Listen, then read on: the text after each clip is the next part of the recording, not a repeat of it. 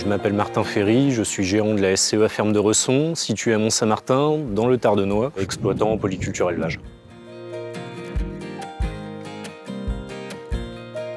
Le besoin initial, c'était de valoriser mes pratiques de séquestration de carbone par une incitation financière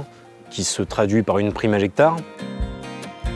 Alors la démarche Cargill, au début, c'était très flou, mais ce qui m'a vraiment incité à rentrer dans cette démarche, c'est qu'on avait une vraie incitation à améliorer nos pratiques, diminuer le labour, les travaux du sol profond et améliorer nos couverts en termes de composition ou même faire des plans de campagne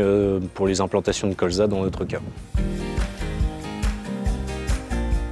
J'aurais pas fait tout ce que je fais maintenant si je n'avais pas été accompagné par mon technicien, ne serait-ce que pour découvrir l'offre et même pour la mettre en place. C'est un vrai échange qu'on a eu et heureusement qu'on avait les techniciens qui étaient là pour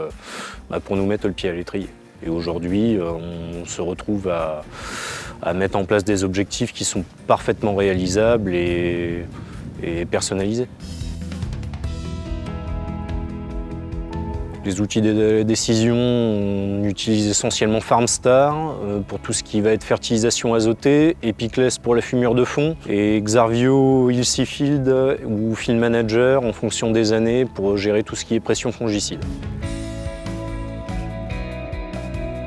Au quotidien, on s'aperçoit qu'on a des sols qui portent quand même beaucoup mieux, on travaille de manière plus économique, contrairement à un labour conventionnel. Aujourd'hui, on fait un couvert contenant 4 espèces, ce qui nous permet d'avoir des sols qui se travaillent beaucoup mieux, un meilleur piégeage des nitrates et d'autres éléments fertilisants. Et pareil, on a quand même une meilleure biodiversité dans les champs, ce qui est quand même appréciable.